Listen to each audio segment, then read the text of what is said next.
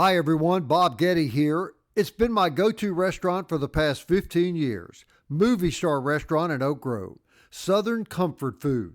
Fried chicken, peas and cornbread, squash, homemade mashed potatoes, fried chicken, salads, desserts. Southern comfort buffets. Monday through Friday, 11 till 2.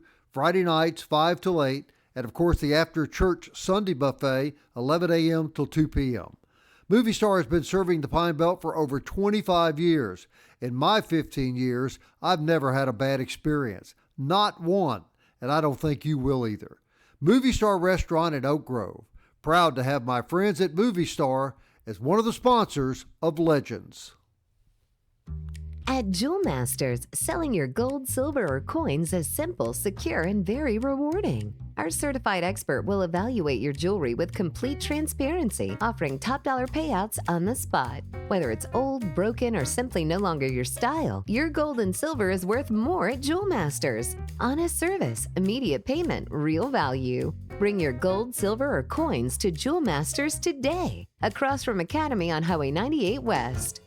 Welcome to Legends with Bob Ghetti, where we explore personal and professional lives of Mississippi's greatest sports legends. Broadcasting from the Anatomies Podcast Studio in Hattiesburg, here's Bob and today's guest. All right, everybody, welcome to another edition of Legends. Bob Ghetti, glad you're with us this afternoon. Want to thank our great sponsors, Jewel Masters and Movie Star Restaurant, for making the broadcast possible every week. All right, got another great guest this week, and this is a guest that every one of you, if you didn't know his name, 99% of you would see him and recognize him in public. He's a former Southern Miss football player and a very successful movie and TV actor, and I'm happy to say my neighbor and a guy I've gotten to know pretty well over the last couple of years, Gary Grubbs on Legends. And Gary, thank you so much for coming on. Oh, absolutely. My pleasure to be here. It all started back in 1948, Amory, Mississippi. Talk about your childhood growing up. I know your dad was a highway patrolman, if I'm not mistaken, and tell us about your childhood a minute. Well, my daddy was a highway patrolman, and we lived in Calhoun City, which is, 10 miles from Amory. Was no hospital. So my mother goes into labor, and she goes, we got to get to the hospital, and they take her out to the hospital. He's a highway patrolman, and he comes across two trucks racing on the way. And he stops to give them a ticket while my mother's about to have a baby in the car. This is a true story. This is a true story. And I was literally born about 10 minutes after we got to the hospital. And she said I was almost born between Calhoun City and Amory, but I was born in Amory, and then we moved to Prentice, and that's where I grew up and went to school and high school and all that. I want to make sure I heard that right. Your dad stopped on the way for your mom to deliver you to write a ticket. Yeah, we made it to Amory, so that hospital's closed now. Time's moving on. All right, Gary, I'm going to assume, and I know this to be the case, that sports came into your life before acting. So tell me about your first interest in sports. Well, it's because I grew up in a neighborhood, and all our parents worked, and we were in the backyard playing baseball, football, basketball with my neighbor kid friends, and so I got interested in it that way, and I realized, truthfully, I was pretty good at it. You know, I was a pretty good basketball player, and I made the all-star baseball team in Little League, and then I came on. So when I got to high school, I played baseball, basketball, and football, and managed to be all-conference in all three sports. So I still claim I'm the only one that's done that, and I may be lying, but that's my claim to fame as an athlete. And now, you played college football, but was that always your first love? No. Yeah. Basketball was my first love, but I wasn't quite tall enough and good enough. But a lot of football coaches were asking me, and I go down and play at Southern Miss and have a scholarship there, and that's actually how I got into acting. So in football, I had a suite mate, a guy that lived in the room next to me, and his name was Cooper Huckabee, and he's still an actor and still in L.A. And he would come over to my room and say, Gary, I'm going over to the theater department and try out for a part, but don't tell all the football players, they'll think I'm a sissy. So he would read his part and play his part, and I would direct him and tell him, do this, do that, and so on and so forth. And he went 4 years, and I think he got one part as a spear catcher or something the last semester. Catcher. And so a few years later, I graduated. I'm selling bulldozers. There you go. That's a good training for acting. I'm selling bulldozers, and I hear Cooper's voice. I think, that's Cooper. And I sit up, and there he is on Little House on the Prairie. So he had graduated and gone home and coached football, and he wanted to be an athlete. I mean, he wanted to be an actor so bad, he took off to L.A. and got a part on Little House on the Prairie. And he said the very thing he should have never said to me. He said, Gary, you got to get out here. This beats the heck out of work. Yeah. I said, I'm on the way, man. And my wife was a former Miss Mississippi, Glenda Meadows, and she had talent singing and acting, and didn't scare her, didn't scare me because I wasn't smart, so we took off. And that helped me get started. And I'm still in touch with Cooper. All right, you played for P.W. Underwood at Southern Miss. That's now, right. what would P.W. Underwood have said to two of his ball players if he'd have known they were acting on the side? P.W. and I didn't see eye to eye, and that was true with a number of people. He scolded me quite often, and I stood up to him, and he didn't like that. And I was a pretty good player, and I played some. I would have played more if I'd have been nicer to P.W., I think. So you were a wide receiver, right? wide receiver, and that was the problem. He was an old football coach. He wanted to run the ball. Throwing the ball what was that? That was a new style. And I wanted to throw the ball more. And we got beat by Houston, I think, something like, I don't know, 52-12 or something. We threw 6 passes. So me being not real smart went in to complain to him. Oh, that went over well, didn't it? On Monday, that we had to throw the ball more. I said, why don't we practice throwing the ball if we're going to throw the ball? Well, he after practice that day, he said to the team, well, we got one player here who's a little too smart for his britches. He wants to be the coach and the player. But I'm going to be coaching and he's going to be playing, and not as much as he was. Is that right? Did he mean that? Yes, yeah, he meant that. I went from first team to second team, so we had a little conflict. That was okay. We weren't winning anyway. We were getting the heck beat out of us. What was life like back then at Southern Miss, being a football player and going to school here? Well, I think it's the same it is now. It was exciting or important if you were a football player, and people recognized you as a football player, and so that was good, and it would help you. You could get in a class that you wouldn't ordinarily get in.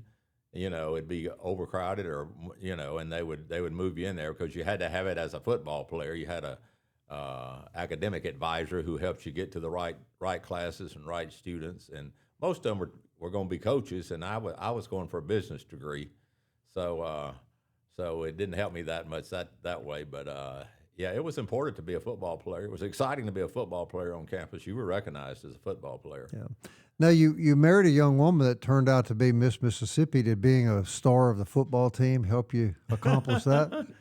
No, we were dating before she ever, I'll take credit for Miss Mississippi. I kept encouraging her because she was so talented in musical singing, and she was pretty and smart enough to do the interviews, and I kept encouraging her. And so she went 1 year, and she came in second alternate. And we just graduated from college, and it's time to get married or get a job. And I said, you got to go back. You got to go back. You got to go back. You can win. And she went back and won Miss Mississippi. And every time we crossed the Vicksburg Bridge over there, she was a Miss Mississippi that cut the ribbon for the Is that Vicksburg right? Bridge. Yeah. Yeah. So I always tell her, there's your bridge, baby. There's your bridge. How did you meet her, Gary? Well, she was on ROTC. They had a division. The guys, what do you call them, that use the guns and patrolled around and, flip the guns and the knives and whatever. And they elected her as their, I don't know what you'd call it, their princess or queen or whatever. And she would march with them. And I saw this girl coming across the campus with a beret on and a green skirt and top and whatever. And I asked somebody, who is that? Then I found out that she was in the Chi Omega sorority. I had a friend in the Chi Omega sorority. I said, I got to have a date with this Glenda girl. So she got me a date, and we went to Shoney's before it closed. Romantic. Yeah, that was romantic, and we've been going to Shoney's every year until it closed. Is that right? Yeah, on our anniversary. So your first date was at Shoney's? Absolutely. The buffet. No, it was. We went over there about 7:00, and they'd come out to your car, and they brought us a little ice cream sundae, so Yeah. we kept doing that. Was your athletic career in college, was that a good time for you? You enjoyed that? Well, not as much as I wanted to, because I wanted to catch more passes. I wanted them to throw more passes. I thought we could win better that way. So I was sort of in conflict with the coach.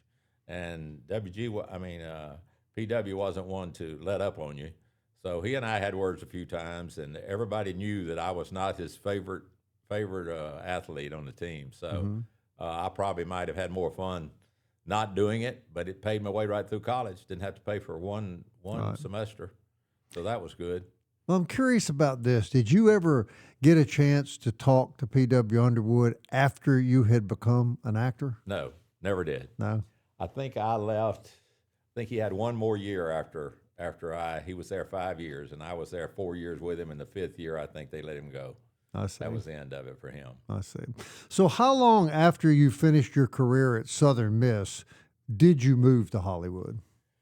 Okay, it was 22, 23 when I moved, when I graduated from college. No, we were 22, and then I sold equipment for 6 or 7 years. So like at 28 or 29 is when I saw Cooper and went out there. He'd already been there 2 years.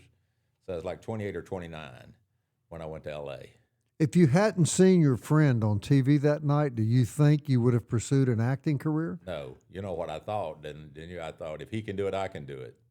And I'm not enjoying selling bulldozers. My wife can do it. If we're ever going to do something a little different before we have children, now's the time to do it. So she went along with me. I talked her into it. Sold the house, the dog, the barn, and we were gone. Yeah, you know, that took some nerve, did it not? I mean, that's like moving to a foreign country almost. Yeah, I don't know if it was nerve or lack of knowledge, but there were people out there, and we knew one other. And then Glenda had a friend who wanted to go. That was a sorority sister, so she went with us. So we went out there, and within 6 months, we were all living in a place called Dixie Arms. It was a place on Camino Palmera. It was a big building, and we moved in. Then another guy from Mississippi moved in. Then 2 girls from Mississippi moved in, and so pretty soon we had like 9 people from Mississippi in this one place, because we'd all eat together and do the holidays together, and so we called ourselves Dixie Arms, is what we called it. So that worked out well. We never felt homesick. How many people out of 1,000 people that try to go to Hollywood and establish a successful career, how many do you think make it? I knew that number, and it's like 1 out of 149. There's a number, and I tell you what you learn when you get out there. You'll be going to a restaurant, and they'll recognize you as an actor, and that person said, "Well, I came out here from Kansas in 1946 to be an actor." The lady, and she's still out there, and she's waiting tables. So a lot of people get out there, get settled in, get married, and they never leave there, even though after a few years they give up acting. So the town is filled with actors who didn't make it, writers who didn't make it, but are still there because they never go back. They get there and they like the city and they like their job, or they get married and have children, and they just never go back home. So how tough was it for you to get your first break? Let me see. I don't know. I lucked out. I was in what did I say? Where's my memory? I said something that I wasn't supposed to say. I changed the line. You know what I mean? The line was one thing, and I made it into a comedy line, and they all laughed. And I learned that day, no matter what the part is, if you can make them laugh and you can make them like you know what I mean? You got a chance to get the part. And that sort of became part of my theory of going in an audition. One time I went into it with on a play called, on a series called Orange County, the OC they called it, and the name. So I go in there that day to read, and there sits Gerald McCraney and from Mississippi, and Tom Selleck and Bo Bridges, and I think, well, how's Gary Grubbs going to get the part? I'm reading against these guys. So I could hear them in the room, just like we could hear somebody in another room nearby. And they were doing it, and they were very serious with the part. And the name of the character was Gordon Bullitt. So I thought, okay, I'm gonna make it into a comedy. I know how to do that because I can't beat them doing this drama like they're doing it. Mm-hmm. So I go in, and my first line is, "Hello, I'm Gordon Bullitt," and I say, "Hello, I'm Gordon Bullitt, and that's with a bang." And I said, "That's with a bang," and 10, 11 people who laughed, and I got the part. Beat all those guys out for the part. You beat out Tom Selleck. Yes. And, of course, you know why, don't you? I was going to work for a few thousand, and he was going to want 100,000. That's one of the reasons, I'm sure. But they liked the humor, and I got the part, and in the show, that's what I said 1,000 times. I'm Gordon Bullitt, and that's with a bang, and people would see me and just go, bang. And then it got where in public, I'd be at the airport, I'd be at a ball game, I'd be anywhere, and people would go, "Hey, Gordon, bang." Really? So it was kind of cute. One little 10-year-old at the airport, we were going through security one time, and he starts going, "Gordon, bang." No, man, not here. Don't do it at the airport. Don't do it at the airport. No. All right, so that day, Gary, could you have ever envisioned that you were going to star, and what I read before this interview, 170 film, film, and TV credits? Could you have ever envisioned that? No, and you don't go that far down the road and see. I've been away from L.A. 22 years, and it would probably be up around 300 by now. Because I left there. I did a lot of parts in Mississippi. I did JFK in New Orleans. I did JFK and Runaway Jury and some good films there, and a lot of smaller parts. But I would have probably had another series if I had stayed. But we came back. Now, why do you go and why do you come back? We came back because our children, one was going into college, my daughter Molly, and she had a scholarship at Southern Miss. And then my son was going into high school, and he had a bad high school situation. The school he was going into wasn't right for him. I said, "Glenda, time to go home." Mm-hmm. So we came back to take care of the kids, and that worked out well. Now, also in doing the research, this article indicated that you had told some reporter at some point that when you first went to Hollywood, your intention really was to write. Is that correct? Not so much to act. Well, I had taken a writing class on campus, and I had ideas about a movie. So I thought, I don't know if I can make it as an actor or not, but I think my wife can. And meanwhile, I'll be writing. I'll write scripts. And so I started then, and I'm writing today. When I left there and came back here, acting or not, I could still write. I'm writing now and still trying to sell scripts, and which is a hard thing to do, to be living here and sell scripts there, because they buy scripts from people they know and people there. And the older you get, the less they want to read your script. You know, they think the young guys with the new ideas are where the scripts come from. So that's a lot in life, isn't it? Yeah, that's that's a lot in life. Yeah, so I'm having a hard time getting them read, but I got one called Bed Bugs, which is a comedy with a friend of mine we wrote, and Joe Dante, who did Gremlins, has optioned it, and he's trying to get it made, and he's 18 months with it and still hadn't been able to get a studio to do it. So if Joe Dante can't get a script made, I don't know how I'm going to get a script made, you know? Right. So that's the difficult part. All right, so the OC was your first job. How quickly did it start coming? How quickly did the success start coming? OC was on down the road. OC was after 12, 15 years.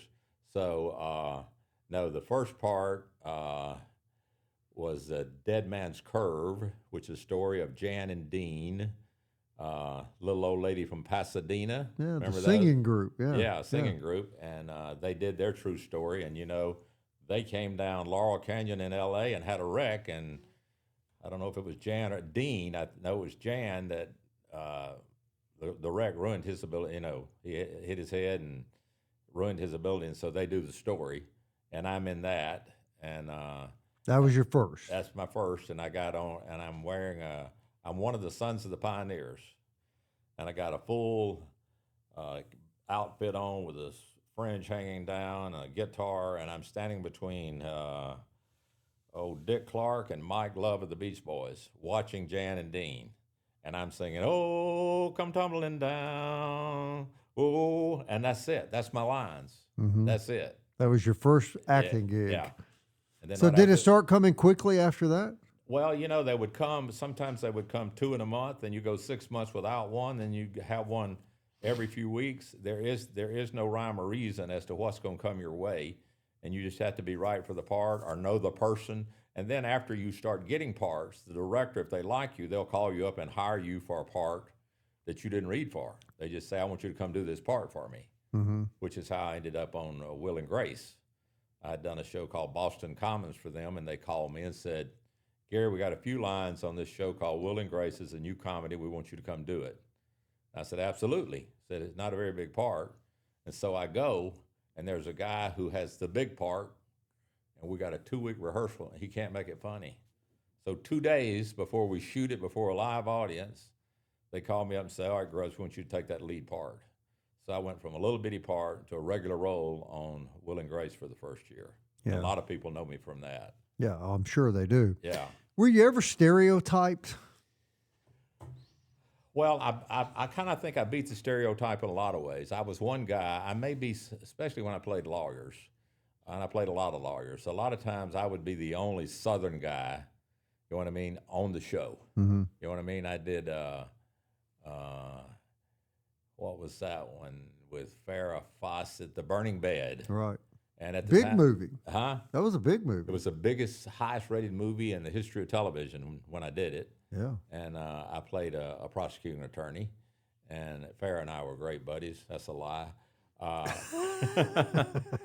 And then I did the one called Fatal Vision. You know what that's about? I remember that. Yeah. Yeah, that's the guy who killed his wife. The military guy. Yeah, military guy killed his wife and children, and then Claimed that hippies had done it. that's it. Yeah. You saw it, and you know it claims that hippies had done it, and he got away with it. He wrote a book. He was on the Tonight Show. He was famous Yeah. because he had run the hippies off, and he said he never went in. He could see his family in there. He knew they were dead. He never went in there. And then like 4 years later, after all of this, after the book and him being the hero, DNA came out. And this lady policeman who had investigated and never did like the guy, and she went over there and got DNA off the walls and curtains, and his DNA was all over the house. And that's how he got convicted. Right. Yeah, which is an interesting story in and to itself. Now, was that early in your acting career? No, that's later? midway, 8 or 10 years in. Okay. Yeah. Okay. So what was the first couple of years like that you were really trying to break in? Well, we were pretty fortunate because they had things out there then called showcases instead of sending in tapes where you would get up in front of an audience, and the audience would be casting directors who are looking for new actors. And you would get up in front of those audiences and do your scene, and if they liked you, they would, and I'll end it with that, if they liked you, they may call you for a part. And Glenn and I could work together and really get a scene down, and we did a scene called The Tree about a guy who left his tree up all year, his Christmas tree, wouldn't take it down. And that it was funny, and everybody else was doing strong drama, and we did that, and a lady saw me from Wormser Agency. Now, you ready for this? It was a Wormser Agency. Then they sold it to, it became Jack Wormser and something else, and it became something else, and it kept changing names, and that agency is still there today, and I'm still on their client list 49 years later. Is that right? Yeah, the first agent I signed with, I'm still with. But I don't go out on commercials because I'm here. They just, if somebody calls me, they want that money. Yeah. Yeah. Yeah. Okay, so you started out with a small part, Right. but throughout your career, you really did parts with some of the most famous names in film and television, Gary. I did, and a lot of people will go their whole career and never work with Academy Award winner. And like my third part was with Henry Fonda on a thing called Gideon's Trumpet. And I got a call one day and said, this guy that's supposed to do the part is sick. He can't even get here. He's got the flu. Can you come out here and do this part? It's only like 10 lines. And I hustled out there and put on the wardrobe. See, they knew me now. I had worked that casting director before, and I put on the parts. They cut my hair, and they go, you're going to go in, and this guy's sitting at the bar, and you arrest him and tell him to come with you, and here's your lines. And I walk in there, and it's Henry Fonda. So, and about two, and some of these names are so old, people hardly know Jane Fonda, let alone the daddy Henry Fonda. And about two more parts after that, I worked with Elizabeth Taylor. And then after that, I worked with Clint Eastwood. So a lot of he's a 95-year-old actor. So a lot of these people just sort of added up, and I can say I probably worked, Dustin Hoffman and Gene Hackman and Tommy Lee Jones, who's a friend of mine, and so I probably worked with a dozen Academy Award winners, and a lot of people don't work with any. And it was accidental. I mean, I didn't plan it. I wasn't trying to do it. Right. It just happened for me. But that helps you when they see you. One casting director sees you in a scene with Henry Fonda, they may hire you for another movie. They see you trying to beat up Clint Eastwood, they'll hire you for another movie. Right. Yeah. Right. I interviewed a football player this past week that was drafted by the Redskins, and he said that he will never forget the day he got there and he walked in a room and Joe Gibbs was the coach. And he said, I remember all I could think to myself was, that's Joe Gibbs. That's Joe Gibbs. He said it was a surreal moment in my life. It must have been that way when you saw Henry Fonda or Elizabeth Taylor. Yeah, Henry Fonda was, those two were probably the most,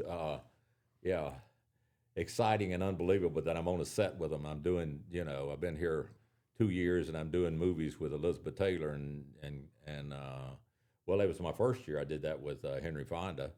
So that was pretty exciting. And after you do that, and I wanted to work with James Garner and I ended up on his very last show. So that my was favorite all-time show. Yeah, Rockford right. Files. Yes. Yeah. Elizabeth Taylor, tell me about that encounter. Well, I didn't have much to do with her. It was her movie.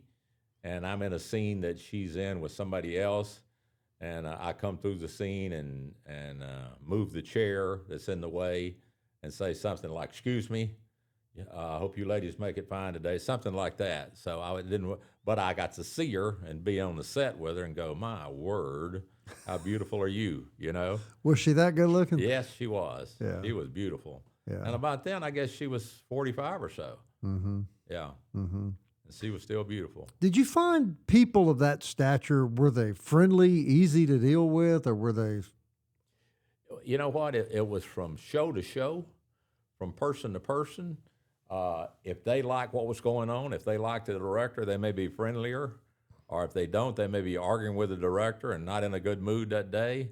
So they, like everybody else going to work, they had good days and bad days. And as a general rule, I mean, James Garner, he was actually directing that episode I did. And so everybody was relaxed and everybody was having a good time. It was the last show. He was having fun, so it just depends on the situation. And the movie I did with Clint Eastwood, he really did the movie called Honky Tonk Man to put his son in a movie. But his son never stuck and never made it. He put his son in like 3 movies, but he was not Clint Eastwood. What kind of man was Clint Eastwood? By the book, easygoing, knew what he wanted, didn't take, a lot of people, they'll say, all right, let's shoot it, okay, let's shoot it again, okay, let's do it with more energy. Clint Eastwood would do it 2 times and that's it. He moved on. That's why he would get through. He'd have 10-hour days when other directors would have 12 and 14-hour days. Clint Eastwood would get through with a day. You know what I mean? And what was the name of that commercial I did? Oh, shoot. I can't think of the name. That was something I did that was really funny. Come on, you can't remember the 170 film and TV shows you did? No, this was a commercial that I did that was so funny, and people were yelling that at me, and Clint Eastwood was going, what in the heck are they saying? I'll think of it in a minute. Yeah. It was a bank. Yeah. All right. Well, I don't guess there's a bigger American icon ever than Clint Eastwood, is there? Right. No. I mean, he's a beloved figure. Yes. Yeah. Yeah. All right, so you did a lot of character acting. Is that fair to say? Yeah, I'm a character. Yeah, you are a character. There's no question about that. Was Will and Grace, was that like a huge step in your career?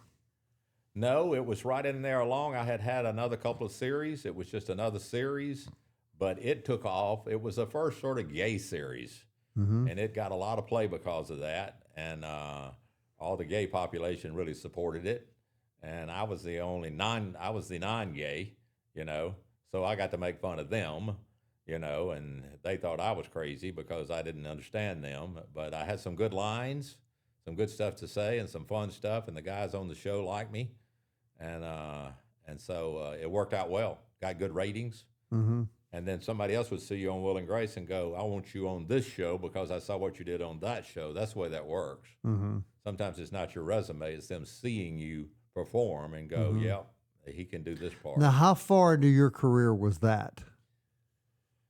That was on up the road. That was 18, 20 years up. I'm probably 42, 44, somewhere along there. Mm-hmm.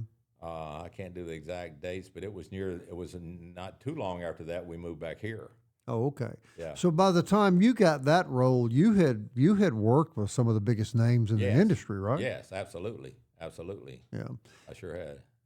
Who comes to mind the most? Who did you enjoy working with the most? Tommy Lee Jones.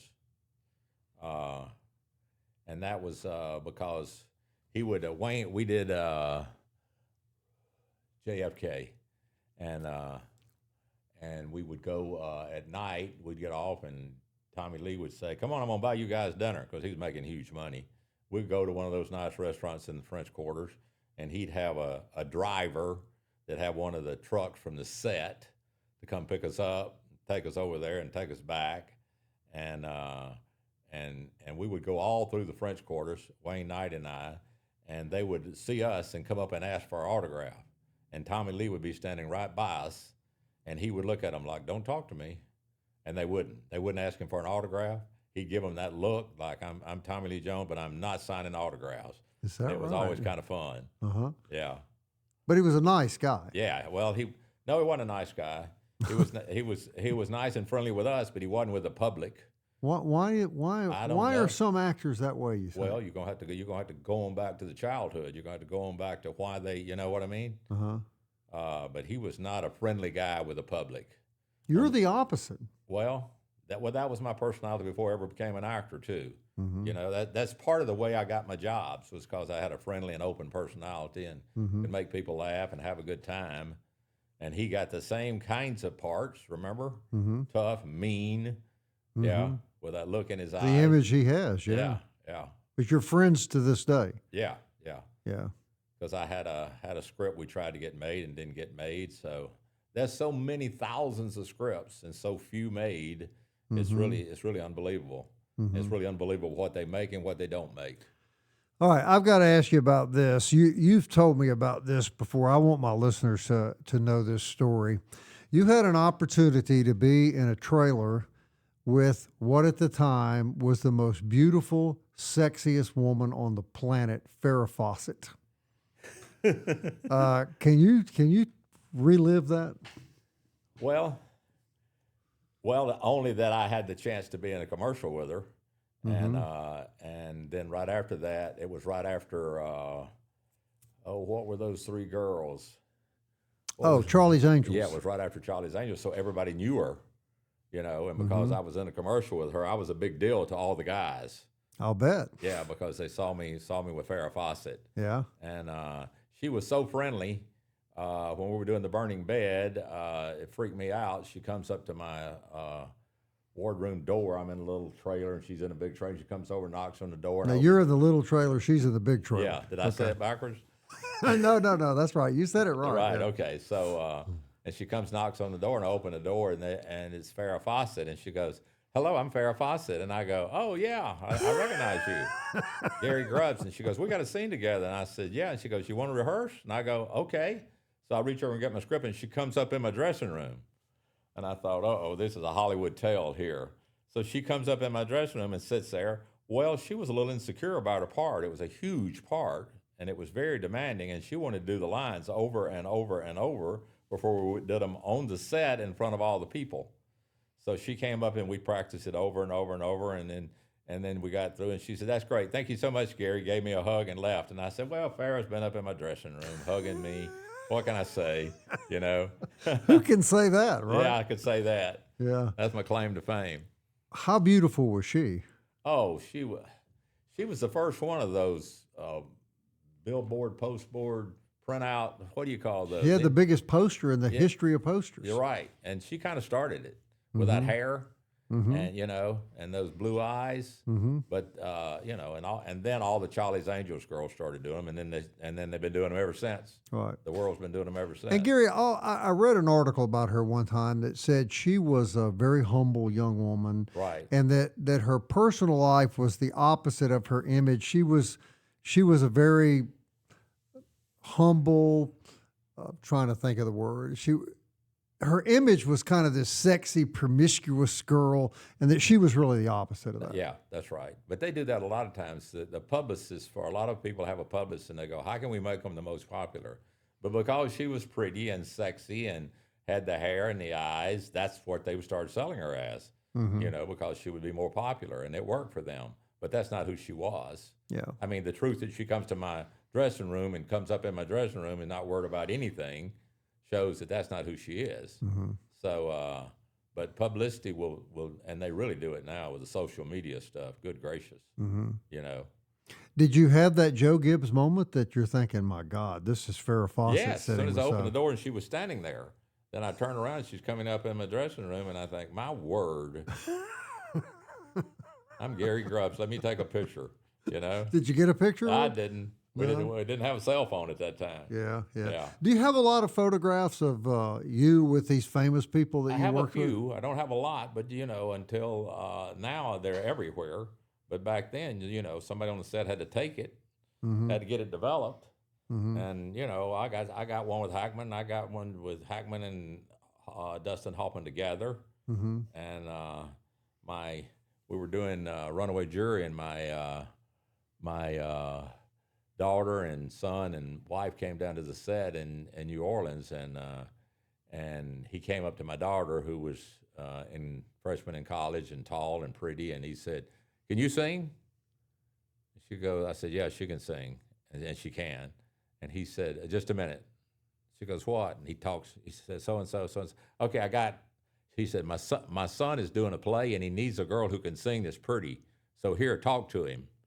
So he gives the phone to my daughter, and the son on the other end said, "Your name is Molly?" And he said, "Yes." And he said, "Don't pay any attention to my daddy. He's crazy." Talking about Dustin Hoffman. She said, "Okay." And he said, "Okay, sing just a little something, and then you can hang up."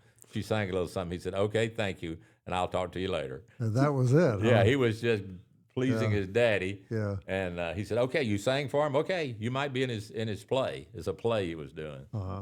You mentioned Gene Hackman, who I think was one of the great actors of all time, died a terrible death just a year ago. What kind of man was that to be around? Straight and narrow, by the book, and he was one of those guys. We had a first-time director who wasn't that good on Runaway Jury, and was really problematic for a lot of people. And he would want you to do this, do it, okay, do it again, okay, do it again, okay, do it again. Gene Hackman would do it, and he'd say, "Okay, do it again," and Gene Hackman would say, "No, I've done it." He wouldn't do it again. So that's the way I'm going to do it every time. So let's print that and go on. And everybody was like, and then Dustin Hoffman would go, "Let's do it again. Let's do it one more time." And Dustin Hoffman would do it a different way. "All right, I got an idea. Let's do it this way." And so Dustin Hoffman would take 10, 15 takes, and Gene Hackman would take one, because he wasn't wasting any time. Now, Hackman and Hoffman were roommates in New York when they first started. They lived together. So they were buddies, and then they had a scene in a bathroom down there where they have an argument, and it was classic. If you go back and watch Runaway Jury, you'll see this scene, and you can tell those two guys know each other, because they go at each other. But they were friends. Yes. Yeah. Who is the greatest actor you think you ever worked with, in your judgment? Well, the best what actor. happens is some people are great on one movie and not on another. Some people are just right for a part. They love the part. The director works for them. The scenes they're doing works for them. And you think, my word, what an actor. And that's with Hoffman, and that's with Hackman. And, now Clint Eastwood doesn't come off as a great actor because he underplays everything. You know what I mean? He simplifies everything. He doesn't do a lot of acting. He plays Clint Eastwood is who he plays. You know what I mean? But Tommy Lee Jones, had a lot of scenes with him. Had a scene with him one time in Electric Mist, it was called. And he comes to my office in this scene, and we talk, and we do this little scene, and we're leaving to go to lunch. And as we're going down this, they got all the fans. A lot of times they have to block the fans off, or they'll take over the set. And so we're going down. we're going down this ramp and going over here to eat lunch. So as we go down the ramp, some guy sticks his hand out and tries to grab Tommy Lee Jones, and he says, "Tommy Lee Jones." Tommy Lee puts his hand right in his face, doesn't touch him, but right in his face, and the guy backs off. And Tommy Lee said, "That SOB's crazy." I said, "No, I think he just was impressed and wanted to meet Tommy Lee Jones." He said, "I'm telling you, he's crazy." I said, "All right, Tommy Lee, I'm not going to argue with you." So we go down and sit down, we're having lunch. And in a minute, we hear boom, boom, boom, boom. Somebody shooting a gun. And he says, "That's a real gun, that's a real gun." We all jump under the tables. They go out there, and that very guy that stuck his hand in Tommy Lee's face had escaped out of jail and was running around in the parking lot with a gun. Is that right? And Tommy Lee said, "I told you that SOB was crazy." He was right. He was right. He was crazy. And you stay in touch with him today? Yeah, well, we talk occasionally because I've tried to sell him scripts, but I hadn't talked to him in a while now. Mm-hmm. He's, his daughter committed suicide. Mm. That was a terrible thing with him, and he doesn't work much anymore. I got you. I don't even know if he's working at all. Well, Gary, are there actors that you worked with throughout your career that you remain friends with today more so than maybe most? Well, I would have, and in the fact when you move away and you can't see them, right? So I don't have a group of those guys. I don't have any, and then I see them, or if I talk to them, we pick up right where we left off. Mm-hmm. But it's not like I got a buddy that comes down, or I go to L.A. and see them. Two projects I want to ask you about that I think you're, in the general public's eyes, best known for: X-Files. Isn't that amazing how many people love X-Files? It's crazy. Yeah, and then I got to do X-Files, and then I got to do X-Files the movie. Correct. So in doing that, I see people today who will ask me about X-Files, and people love that show. And so I enjoyed doing both of those, and was surprised when because they didn't want to do people off of the television series in the movie, because on the television series you're one character, and people are watching the movie and go, "Well, he was a sheriff in the." Were you the same character in both? No, I was a different guy. I see. So I was a medical guy in the movie, and in the show I was a county sheriff, I guess I was, county sheriff. Mm-hmm. So people of the things I've done, they talk to me about X-Files as much as anything. Well, that was my next question. What do you still get the most notoriety from? It's a combination of everything. It's all of it, because X-Files was it for a while, but now it's what they saw this week. Mm-hmm. And one of the things people say to me all the time is, "Gary, I heard your voice in the other room, and I went in there, and I saw you on so and so." You know what I mean? Mm-hmm. There's a little girl over at church. She has Down syndrome, and she loves the Golden Girls. Yeah. Oh, yeah. Oh, man. And she's watched every one of them, and she knows my every line. Mm-hmm. And she comes and hugs me and says, "When are you going to do Golden Girls?" Well, it's been off for 30 years. Right. And she does impersonations of the characters. It's so much fun to see her. I told you before we started recording this, I more than one occasions have gotten a phone call or a text from my son-in-law in the middle of the night who will tell me, "I just saw your buddy Gary Grubbs on so-and-so, so-and-so." He loves the 70s and 80s and 90s TV shows and stuff. 170. Yeah, and now, because of all the streaming and HBO and Apple and Disney and everybody else, there's so many shows on, there's so many channels on, those shows went away and have come back. Mm-hmm. Oh, sure, yeah. And I'll get a check in the mail. It's my residuals, and the check will say, Iceland, A-Team, 8 cents. Germany, Murder, She Wrote, 12 cents. So the show showed in Germany. And you get 12 cents. And I get 12 cents. And it'll be just a page of printed out, front, back, and by the time I get to the end, I'll have a check for $56. Puts you over the top, doesn't it? 250 shows have been aired. This may be none of my business, but you did star in the biggest TV movie in history, Burning Bad. Right. So does the popularity of the project translate to X amount of dollars? In other words, would you make more from that than you would a smaller role that you had? No, see, I would make more for Will and Grace because there are 13 episodes I was in, and they keep repeating. The Burning Bed shows sporadically on different channels, and after it's shown a number of times, every time it's shown, you make a little less. See what I mean? So the Burning Bed at its time and Fatal Vision at its time, at that time we hadn't been in LA that long, and I wasn't like known at the grocery store. Well, one weekend the Burning Bed showed, and the next weekend Fatal Vision showed, and I was just on two of the highest rated movies in television history. And we go to the grocery store, and everybody wants to take a picture or have an autograph. And the week before, nobody knew who I was. So it's what's on and when it's on. But now it is so scattered. It is so many channels, and it's not a day. It's not a day that goes by, not a single day that somebody didn't see me on something and they want to talk about it. Oh, I'm sure. And they want to ask me about so and so, and I think, who? Yeah. You know. So every time an episode, let's say, of Will and Grace runs, the actors who were involved in that get paid? Yes, but every time it goes down. So the first, I think when I was out there, it was $3,000. If you were a guest star, it was $3,000 for 5 days. That's what it was. No more, no less. Now they negotiate it. But anyway, and the next time it showed in a rerun, it was $1,500. The next time it showed in syndication, it was $750.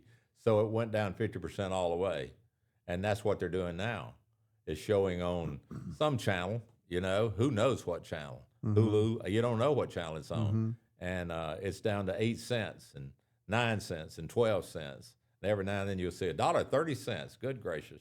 Is that right? Here's what I think is so cool about your career. You have worked with Henry Fonda and Elizabeth Taylor. And yet and I'm a B-movie fan, I'll admit that. And one of my favorite B-movies you've ever been in, now remember, you worked with Elizabeth Taylor and Henry Fonda, and you starred in Motel Hell. Oh, that's where I go back and go, what's the name of that actor? He's an Irish actor,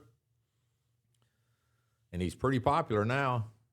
We'll have to get on my phone and look up Motel Hell, but he was fun to work with, and we did it down in Louisiana.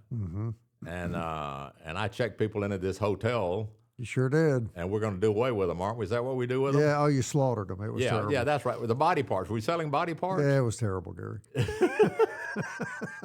Body parts. Yeah, that's good. I woke my wife up one night at like 1 o'clock in the morning. I'd pause it. Come here. What's the matter? No, come here. Look who's on Motel Hell. It was Gary Grubbs, yeah. Now I remember that commercial. I did a commercial for, back to Clint Eastwood, I did a commercial for California Savings and Loan.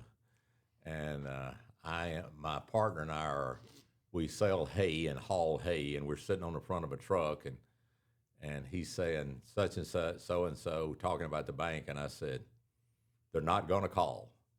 And when I say they're not going to call, the phone rings. He looks at me, and it says, if you need something with California Savings and Loan, we give loans to everybody, you know.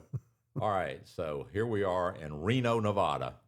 So they had seen the California Savings and Loan commercial, and Clint Eastwood and I are walking to the set, and they got a restraining rope out there keeping the fans from coming on the set, and somebody sees me and recognizes me and yells out, they're not going to call. Then another one yells, they're not going to call. And now dozens of people are yelling at me, they're not going to call. And Eastwood says, what are they talking about? I said, I have no idea. I wasn't going to tell him I was on a truck commercial because I was about to go over there on the set and hold him up against the car and hold a gun to his nose. Right. They're not going to call. So 170 films and TV roles, and you left Hollywood and came back here. Why? Well, it was we were at the time that my daughter had just graduated from high school and had sent all her stuff to Southern Miss because we went to Southern Miss, and lo and behold, they gave her a full scholarship. And my son was going into a high school that was not a very good place for him.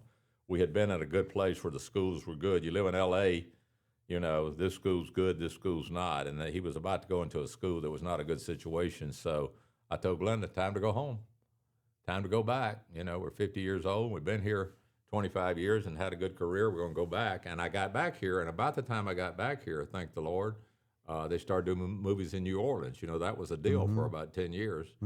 So I kept my career going pretty good. You sure did, yeah. Yeah, JFK and Runaway Jury in New Orleans. Some of my bigger movies were in New Orleans. So that lasted a while. Now that's gone. The guy that owns Chick-fil-A built the largest studio in the world in Atlanta. 28 stages. Really? That's a lot of chicken, isn't it? Yeah, that's a lot of chicken. So But do they a sell a movies lot of there, chicken.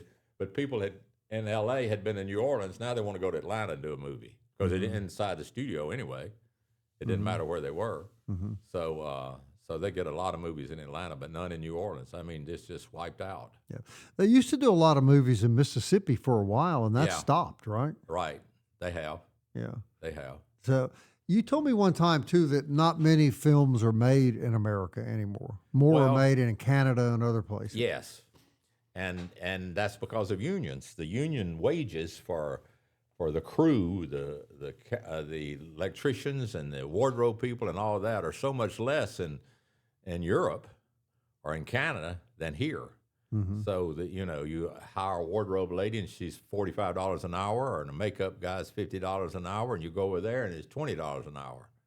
So they can if the location is conducive, that they can make the location work, they will take off to Europe, and those people want to go to Europe anyway.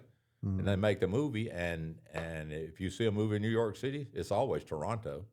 It's never New York. It just looks like New York. Right. And Vancouver is L.A. because they can go to Canada and shoot in Vancouver, and then they go up to Calgary and shoot Texas. So I know you're not doing a lot of acting now, but do you think you would have continued to want to act had they continued making films in Mississippi and Louisiana? Yeah, I would have continued. But they wouldn't hire me in L.A. with me living here because they had to fly me out there and put me up. Plane ticket, and the SAG rules are first class plane ticket, first class hotel. Well, so a job that they were going to pay me $5,000 for would cost them $15,000. Yeah. So they just Economics. Yeah. Yeah.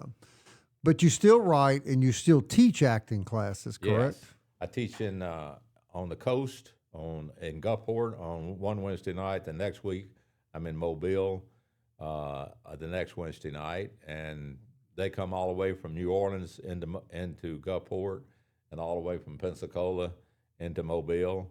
And it's a good lesson for them. Not me but teaching, but them doing scenes and meeting other actors, talking about the business, sharing information, and then I write a lot of the scenes, and some of them AI and I write them now. Because I can put, I went in for an interview with this guy that's going to do talk radio, and he did this and did that and so and so. You turn it over to AI, and they write the whole scene. Then I have to rewrite it because it's really not true, it's really not accurate, but they come up with some lines and some words that I never would have said. So I do some of that. What, generally speaking, and I don't know if you can just say in general terms, but generally speaking, what is the advice you give young people that want to follow the career path you followed? Well, I wouldn't go to L.A. I'd go to Atlanta. It'd be easier to get started. And Atlanta, Georgia, huh? Yes. There's so much work going on there, and I don't know. You know what? I'm in the dark about how hard it is to get started in L.A. I know a lot of agencies have closed. Agencies that represented actors, there are fewer and fewer of those. And the studios sometimes are like half full, the Warner Brothers lot or the Universal lot, because they're just spread out all over the world. And so I would tell them to go to Atlanta, where they can afford it better, make a living, and take an acting class and get started there. Get 3 or 4 parts at least. Get some guest star parts and get some movie parts before you take off to L.A., because the numbers are slim out there. Yeah. You've also told me that Los Angeles now and the movie industry in California is just not of the same, let me think of how to say this, not morally Gary Grubbs. Is that a fair way to say it? Well, yes. And that is, and I think we can say that about the public. Correct. You know what I mean? 100%. Yeah, so it's what they will watch, and then what the people who are making the movies, they're going to make what they can sell. And the more outrageous and sometimes the more rude, crude, and socially unacceptable the movie is, it's easier to sell, because these streaming channels really like that kind of stuff. And the language is this thing that bothers me most of all. You've turned down scripts over that, haven't you? Yes. It's just the Lord's name in vain and the F word and everything else constantly. And if you're not one of the leads, if you're a character, if you're big Southern and have a Southern accent, you're going to have a bunch of bad language because they're going to give it to you instead of their lead guys. So, and you don't want to be a part of that. No. I've lost a lot of parts, and now I don't even go for them. I'm teaching my classes in writing, and I'm totally in control of myself, whether I'm making any money or not. But I'm. Yeah. You told me that you go to church, you live in Hattiesburg, you're a father and a grandfather, and you just don't want to be seen doing that. No. Is that right? Right. I couldn't imagine my grandchildren hearing me say some of the things they offer me. And that's what I tell them when I say, look, the language on this is awful. And they go, what do you mean? I go, well, I go to church. I got grandkids. And I can tell you right now, I did movies 45 years ago, and people see them today. So my grandchildren see these movies their whole life. So I don't want to do them. I don't want to say those words. What's their reaction to that? They don't understand it because a lot of those words aren't bad words to them. Correct. It's their everyday language, and it's so they don't understand why you don't want to say it. They look at you like are you crazy? Are you going to turn down a part because of a bad word? How different is that world, Gary, than the world you and I live in here in Hattiesburg? Well, this world too is going in that direction. You're you know right. What I mean? You're right. It is, and that one is the more extreme. And movies try to attract the extreme. They don't do the normal. They want to do something exciting, different, or violent. And so they go down that road, and that you don't have to hear or you wouldn't hear. But we know how people talk here, and friends and enemies. Yeah. Yeah. Yeah. It's a different world than you and Yeah. I grew up in. Yes, There's absolutely. no question about that. All right. So you've been retired how long? From acting. Okay, acting, I see. 2019, 2021, I did a movie called God Bless the Broken Road. And where was I? Lansing, Michigan. Mm-hmm. And it was a Christian movie. And no bad words. It was about race car driving, and I owned a race car. And I was always in the pits. But it was a moral message. It was a Christian message. And prior to that, there was another one. But those are the last two movies I've done in the last 10 years. Yeah. So I'm kind of out of it. Well, you are in a sense, but in another sense, I don't think you are. How often are you still recognized today on the street? 3 or 4 times a day. That's what I know, yeah. It's amazing. It's amazing to me that somebody will come up. And the weird thing is, they'll come up and they look at you and they know you, but they have no idea where it's from. Mm-hmm. They look at you and go, wait a minute, where do I know you from? I go, we were in prison together. A woman, a 70-year-old woman will come up with her husband, and she goes, wait, where do I know you from? I said, well, we had a date once. And he says, what? So I joke around, have a good time, play with them, and then but in the end, I tell them, and you know what? The best thing is the cell phone. Because I say, you know what? I'm in a rush. Let's take a picture together. So I take a picture with him, and I go, okay, Gary Grubbs, look me up. Gary Grubbs, I got to run. Then I don't have to stand there and talk to him, because if you have to stand there and talk to him, it can turn into about like this interview we're having right here. Right, a while. Oh, it can turn into a while sometimes. Wow. And then some people will come up to you and say your line from the movie. They just saw the movie and they remember the line, or you said a line that they like, and they'll remember it, and they'll come up and go, hey, and they say the line, and I think, what are you saying? What is that? And sometimes I'll recognize it. Most time I don't. Uh-huh. But you're always gracious to people. You're always kind to them. Well, I try to be as much as I can. Yeah. Sometimes I act like I don't hear them and just run for the car. Yeah. Especially if I'm in a rush. I don't think you do that often. No, not too often, but sometimes. No, I don't think you do that very often. Yeah.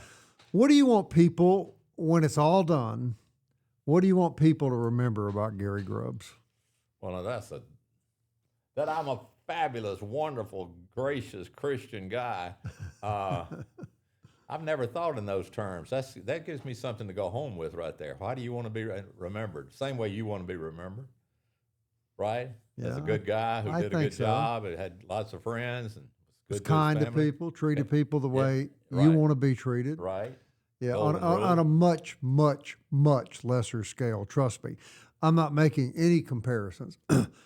But But even working in the media like I have all my life, people recognize you and people want to talk to you and people want to introduce themselves to you. And I've always thought anybody that thinks enough of me that they want to meet me, I'm going to be kind to them. I think you've adopted that. Yes, I'm 99% there, but I'm not 100. Sometimes I can tell I don't want to talk to somebody, but what they say and the way they start, you know what I mean? Mm-hmm. What they want to talk about and their opinion. And I think, you know what? I don't have time to change your opinion and Correct. solve this problem. Correct. And I go, it's great to meet you. And I wish I had time to talk. I got to go.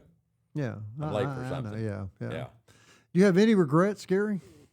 Oh, well, yeah. A couple of readings that I did the wrong way. And I should have, from a writing standpoint, I should have really got going on it earlier when I got out there to write, and I started acting, and I quit writing. Mm-hmm. And now I got where I quit acting, and I'm writing all the time. So, but I do the teaching. I make a little bit of money, but I do the teaching because it's like going to being with my people and being excited about the business and talking about the business and hearing people and helping people get agents. And I have some people that came in my class who never acted in their life, and now they're working, mm-hmm. you know? Mm-hmm. And that's really interesting to see somebody that comes in and they're terrible, and in 2 years they're pretty good, and in 3 years they got a job, and now they get 3 or 4 jobs a year. Mm-hmm. So that's exciting. Mm-hmm. So I guess that's like a football coach that takes pride in one of his kids making the NFL, right? Right, yeah. Yeah. And so I got a number of people that are working quite often now. And then I got others who come to class, and it is a psychological high and excitement to play other people. You know what I mean? Mm-hmm. To be able to get mad and yell at somebody in class that they can't at home. Mm-hmm. You know what I mean? Mm-hmm. I had a lady who was very religious. And I don't know if I should tell this. I won't tell her name. She's very religious. And every now and then somebody will bring a scene to class and it'll have bad words in it because they taped it off of television, they typed it up, they taped it off of a movie, have bad words in it, and she would do the movie and she'd say the bad words.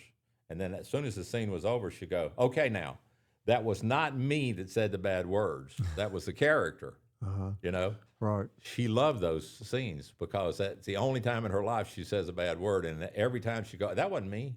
That was the character that said the bad words. So we give her a scene with a bad word every time. Mm-hmm. Mm-hmm. When you look back, what are your fondest memories of your career? The people I met and the people I worked with, the places I went. You know, I went all over the dang place that I wouldn't have and stayed at 6 weeks here and 3 weeks there and all over Canada and I wouldn't have done all of that. Mm-hmm. Toronto and Vancouver, and I did Davy Crockett in Vancouver and stayed there 3 months. You know, I'm famous for the Davy Crockett song. Mm-hmm. Mm-hmm. Yeah. I re-recorded it, and it was the 4th best-selling song in history, and I'm the second person to record it. So that's really my claim to fame. Golly, is that right? Yeah. You got grandchildren? Got a 6-year-old and a 3-year-old. They'll be here in a couple of days. Well, mine are on their way, too, so I can relate. Are you Papa, or are you, my Papa is a famous actor? No, I'm Big G. They know they could care less about me being an actor. Is that right? Yeah, my wife and her initials are GG, and so I'm Big G, Big Gary, and she's Glenda Grubbs, so she's GG. So that's our names.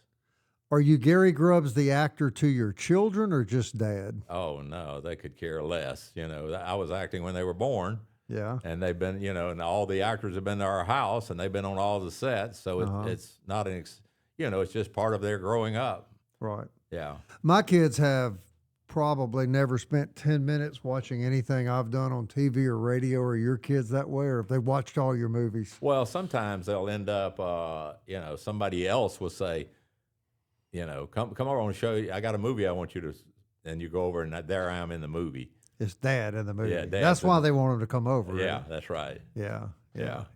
You've had a good life, haven't you? And you continue to have a good life. Yes, I have. I got a great wife and 2 great kids, and now I got great grandkids. I've had a great life. Yeah. And you're happy, I gather, and content. Yes. Living in Hattiesburg. Yes. These are your people here. Is that fair to say? Home. Yeah. I wouldn't want to be in L.A. right now. You know, it'd be hard to get work and be expensive to live, and You know, it's a different place. Mm-hmm. We did fine out there. We worked fine.